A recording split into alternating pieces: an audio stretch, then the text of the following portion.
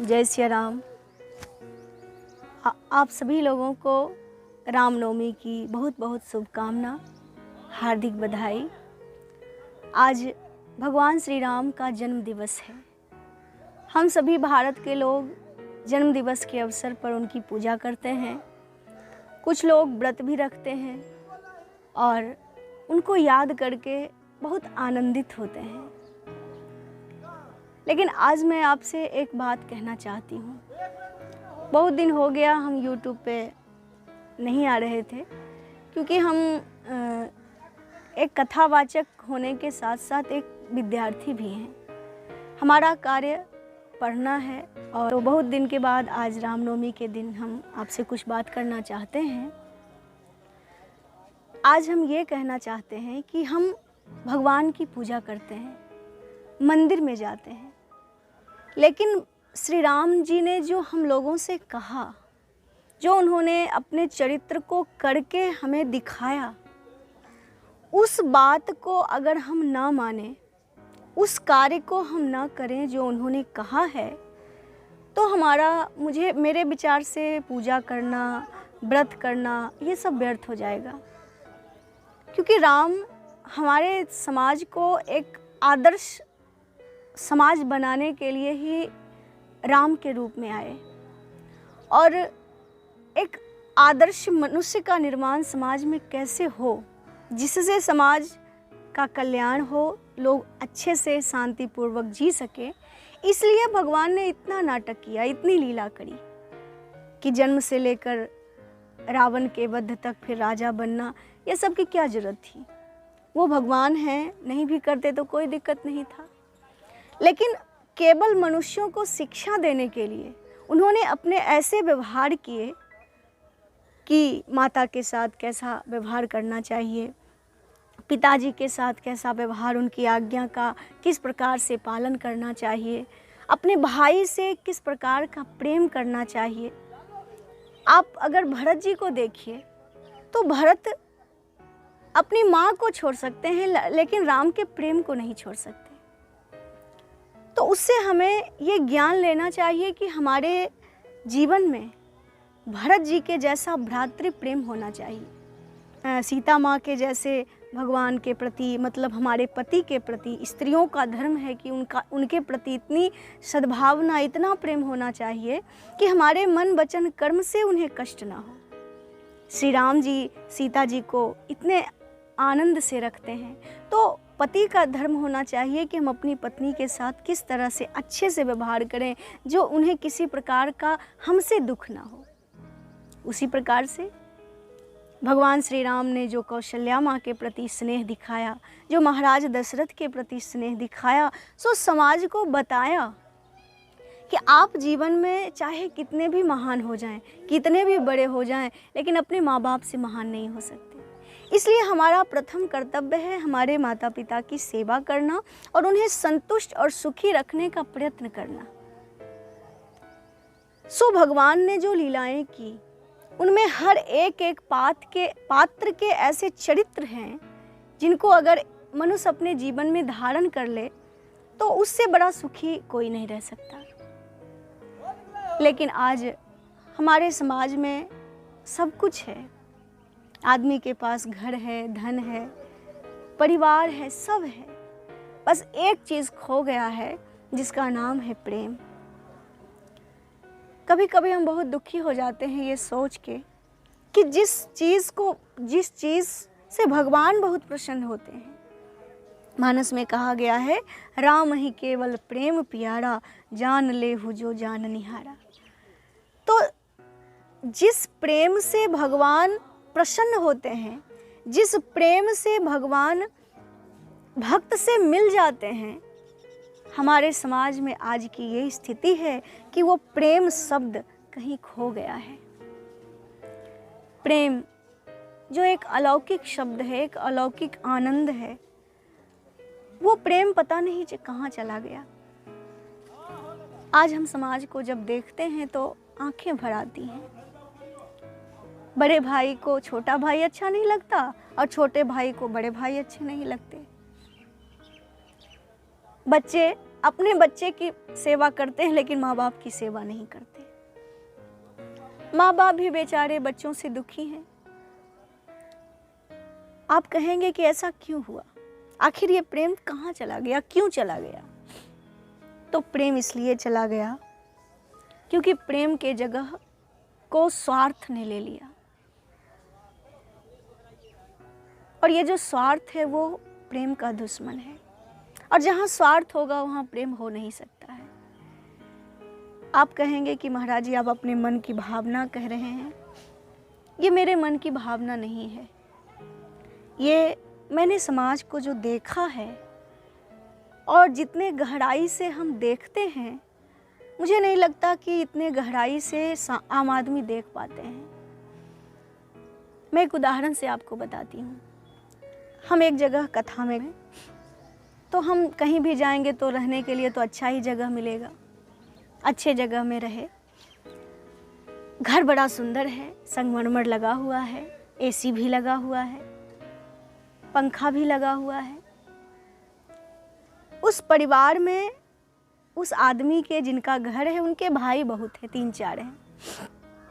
लेकिन जिनके घर में हम रहे थे वो आदमी कहीं बाहर में काम करते थे और उनकी पत्नी घर में रहती थी। हमने देखा अपने आँखों से पत्नी की जो सास है बहुत बूढ़ी है और कुछ शरीर में कष्ट हुआ तो उन्होंने दवा खा लिया। लेकिन बेचारी सीधी आदमी, गांव के डॉक्टर क्या कहेंगे, थोड़ा बहुत जो दवा देने वाले होते हैं, उन्होंने 11 गोली लिख दिया। गर्मी का दिन, उन्होंने 11 गोली खा लिया। क्योंकि सब लोग तो पढ़े लिखे नहीं होते हैं, उनके मन में लगा कि डॉक्टर ने जितना डोज दिया है उतना हम खा लेंगे तो हम ठीक हो जाएंगे। 11 गोली खा लिया सज्जनों। और उस गोली का ऐसा दुष्प्रभाव, अंग्रेजी दवा खाया था उन्होंने, कि उनके पूरे कमर में और पूरे पीठ में इतने बड़े बड़े फोले हो गए। पूरा हाथ, वो बेचारी बूढ़ी थोड़ी मोटी थी, और पूरा शरीर फोले से भर गया। हम लोग रहते थे, पता तो कुछ नहीं चलता था। लेकिन एक दिन बेचारी खाट पर बैठी थी और उनके पूरे शरीर को उन्होंने हमारी माँ को दिखाया। हम भी देख लिए। लेकिन उनकी बहू की स्थिति समझिए। बेटा तो है, हाँ है नहीं, बहू घर में नहीं रहती है। घर में हम लोग रहे हैं, फिर वो नहीं रहती। वो दिन भर दूसरे घर में घूमती है। और उसकी एक मतलब उसके पति की एक फुआ है जो विधवा थी, उनके पास कुछ ज़मीन है, तो उनका ज़मीन हमको मिले इसके लिए वो बार बार उनके पास जाती है। वो फुआ के पास उनको चाय देती है, उनके लिए रोटी बना के ले जाती है। लेकिन अपनी सास जो बेचारी दुख से दुखी है, उनके शरीर में इतने फोले हो गए हैं, पंखा भी नहीं चला देती है। अगर वो पंखा चला ले तब बंद कर देती थी। अब बताइए कि स्वार्थ का कितना हद पार करके समाज में लोग जी रहे हैं। स्वार्थ थोड़ा बहुत हो तो काम चलता है, लेकिन स्वार्थ की स्थिति को कितना अधिक ज़्यादा लोग कर रहे हैं। जिस माँ बाप ने हमारे पति को जन्म दिया, मैं उस स्त्री की बात कर रही हूँ, उसको सोचना चाहिए कि जिनको हमारे पति के माँ बाप ने उन्हें जन्म दिया, पाल पोस के बड़ा कर दिया, और जब बड़ा कर दिया तो क्या हमारा कुछ कर्तव्य नहीं है? क्या हम उनको ऐसे तड़पते हुए छोड़ सकते हैं? और वो औरत दिन भर दूसरे के घर में रहती है इसलिए कि उनका खेत मुझे मिलेगा अगर उनको हम चाय पानी खाना देंगे। और इन्होंने जो अपनी पैतृक संपत्ति दी है, इनको इसका महत्व नहीं है। तो लोग इतने स्वार्थ में लीन हो चुके हैं। ये तो मैंने एक उदाहरण दिया। एक जगह मैंने एक माँ को रोते हुए देखा, जब उनके बेटे उनका हाल चाल नहीं पूछते, प्यार से बात नहीं करते। तो इन सब दृश्यों को देखकर आत्मा बिल्कुल भीतर से मन झकझोर देता है ऐसी बातें, और आत्मा तड़प जाती है कि आखिर हमारे समाज को क्या हो गया। और ये तो मैंने केवल एक माँ की बात की, एक पिता की बात कर रही हूँ जिसका बेटा कहीं नौकरी करता है, काम करता है, बहुत दिन पर आता है, अपने पिता से 2 शब्द प्यार के नहीं बोल सकता है, उनका हालचाल नहीं पूछ सकता है। पिता तड़पते रहते हैं कि मेरा बेटा मुझसे बात करे, लेकिन उसको अपने पिता से बात करने का समय नहीं है, उसको अपने बेटे से बात करने का समय है, अपने पिता से बात करने का समय नहीं है।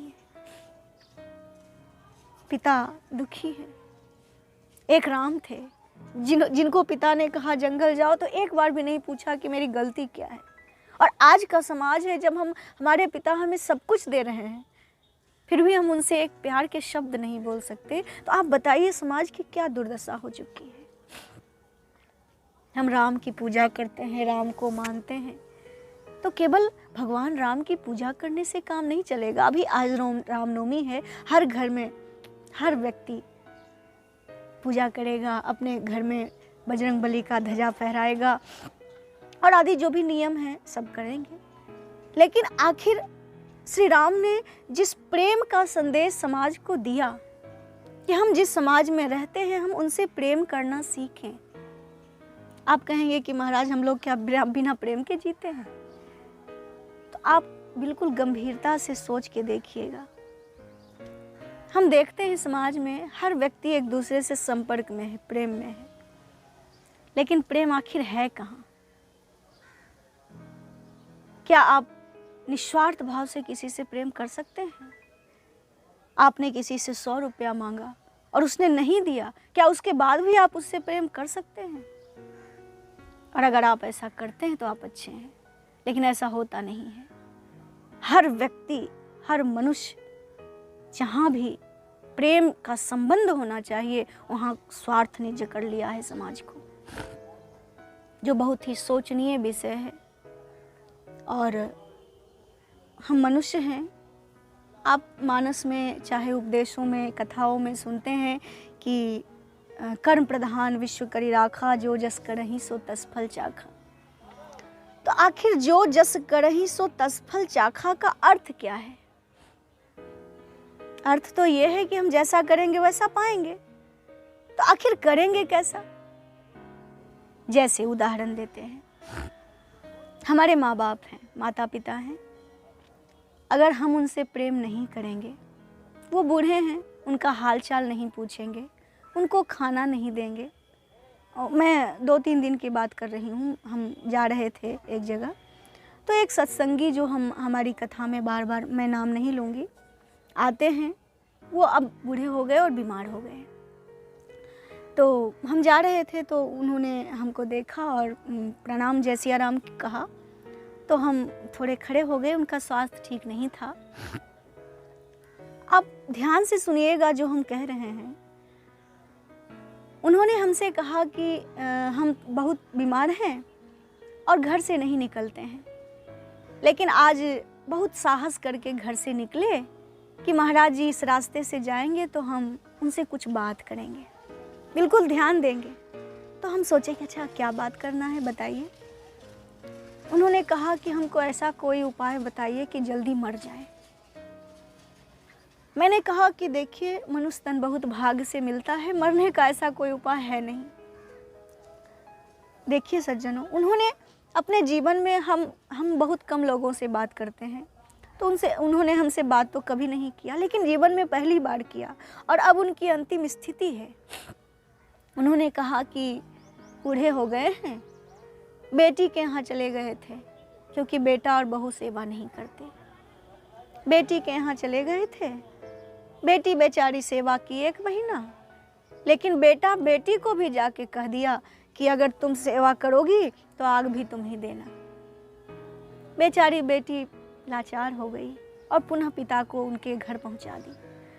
मतलब बेटा और बहू सेवा भी नहीं कर सकते हैं और ऐसे कड़वे कड़वे वचन कहते हैं कि हृदय फट जाता है। उन्होंने मुझसे कहा, जिनकी अंतिम स्थिति है सज्जनों, उन्होंने कहा कि ऐसे कड़वे वचन बोलते हैं महाराज जी कि हृदय फट जाता है, आत्मा तड़प जाती है। लेकिन क्या करें, अब लगता है कि भगवान जल्दी ले जाए। क्या इसीलिए उन्होंने बच्चा पैदा करके उसको पाला पोसा था सज्जनों? कि अंतिम स्थिति में वो ऐसे कड़वे वचन बोल के उन्हें दुख दे। ये बहुत ही हमारे समाज की दुर्दशा है और मैं बहुत ज़्यादा दुखी हो जाती हूँ जब ये सब बात सुनने को मिलता है कि समाज की ये दयनीय दशा हो चुकी है। जब माँ बाप की सेवा करना तो बहुत दूर की बात है, उनसे सुवचन कहना भी लोग भूल चुके हैं। उनसे अच्छे वचन कह के उनके मन को आह्लादित करना भूल चुके हैं। आप याद करिए, जब आप बचपन में छोटे थे तो माँ बाप खुश करने के लिए क्या क्या नहीं करते थे। मेरा बच्चा खुश हो, इसके लिए उनका जो सामर्थ्य है, हम ये नहीं कहेंगे कि वो आपको बहुत हीरा जवाहरात दे देते होंगे, क्योंकि उनके पास वो था नहीं। उनके पास जो ही था, प्रेम तो है आपके प्रति, प्रेम तो था। लेकिन आज क्या हो गया कि आप बड़े हो गए, आपके बच्चे हो गए, आपकी पत्नी हो गई, तो आपने उस माँ बाप को प्रेम करना छोड़ दिया, उनसे मधुर वचन बोलना छोड़ दिया। ये स्वार्थ नहीं है तो क्या है? कभी कभी हम जब बोलते हैं कि लोग मतलबी हो गए तो लोगों को दुख लग जाता है, लेकिन मैं वास्तविक बात कहती हूँ, मैं ऐसे नहीं कहती। मैंने समाज को देखा है और बहुत ज़्यादा दुख होता है। तो हम ये कहना चाहेंगे कि भगवान ने हमें प्रेम का उपदेश देने के लिए ही इस धरती पर जन्म लिया और आज ही के दिन, रामनवमी के दिन जन्म लिया है। तो हमारा सबसे प्रथम कर्तव्य है कि हम अपने परिवार से, जिनसे भगवान ने संबंध बनाया, उनसे प्रेम करें और स्वार्थ वाला प्रेम ना करें कि वो उन्होंने हमारे लिए कुछ नहीं किया तो हम भी उनके लिए कुछ नहीं करेंगे। ये नहीं, निस्वार्थ प्रेम करना सीखिए। और जब हम बिना मतलब के किसी से प्रेम करेंगे तो भगवान हमें बहुत आनंद देंगे।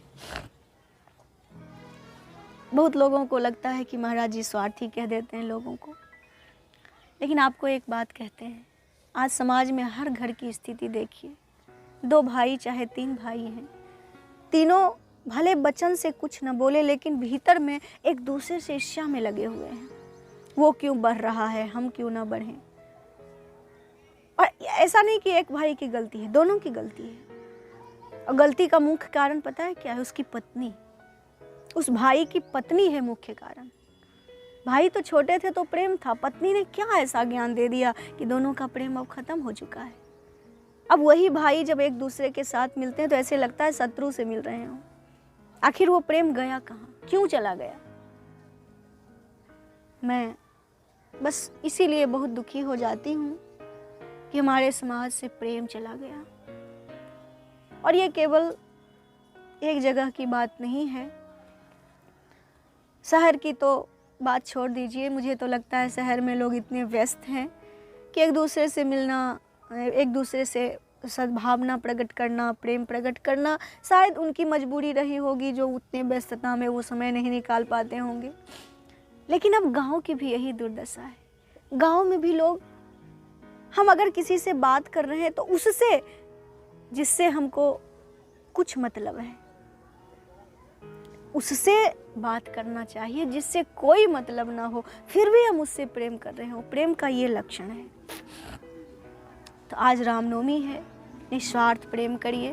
और सबसे बड़ी बात, भगवान ने अपने माँ बाप से प्रेम किया, उनकी आज्ञा का पालन किया और जब तक जीवित रहे उनकी सेवा करते रहे। तो सबसे बड़ा प्रेम का धर्म है, आप अपने माता पिता की सेवा करिए। माता पिता की सेवा हो गई तो फिर हमारे जो परिजन, हम जो भगवान ने संबंध बना के भेजा है, उनसे सहृदयता से हम उनके अवगुण क्यों देखें। आप लोग कहेंगे कि महाराज हमारे विचार उनसे नहीं मिलते, तो क्या दिक्कत है? जब हमारे विचार उनसे नहीं मिलते तो उनके अपने विचार से उन्हें जीने दीजिए। आप अपने विचार से जीवन को जी लीजिए।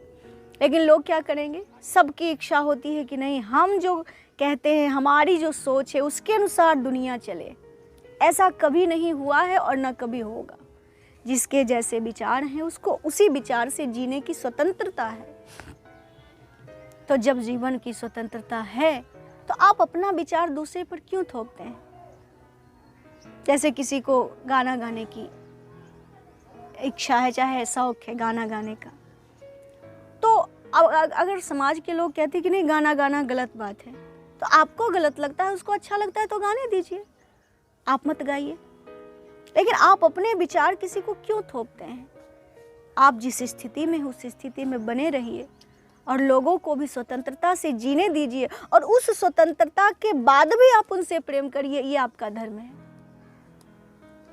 तो इसलिए आज रामनवमी के दिन हम यही कहना चाहेंगे कि आप याद रखिएगा कि जो व्यवहार आप अपने माँ बाप के साथ किए हैं, वो व्यवहार आपके साथ भी एक दिन ज़रूर होगा। आप कह सकते हैं कि महाराज हमारे माँ बाप ने भी अपने पिता के साथ ऐसा गलत किया होगा, इसलिए हम उनके साथ ऐसा कर रहे हैं। ऐसा हो सकता है, लेकिन अगर हमारे माँ बाप ने अपने माता पिता के साथ गलत करके अपना जीवन खराब कर लिया, तो हम उनके साथ गलत करके हम अपना जीवन क्यों खराब करें? हम तो अगर होशियार हैं तो हम तो अपने आप को संभाल लें कि हमारी पीढ़ी हमसे प्रेम करे जैसा प्रेम हम अपने पिता से कर रहे हैं।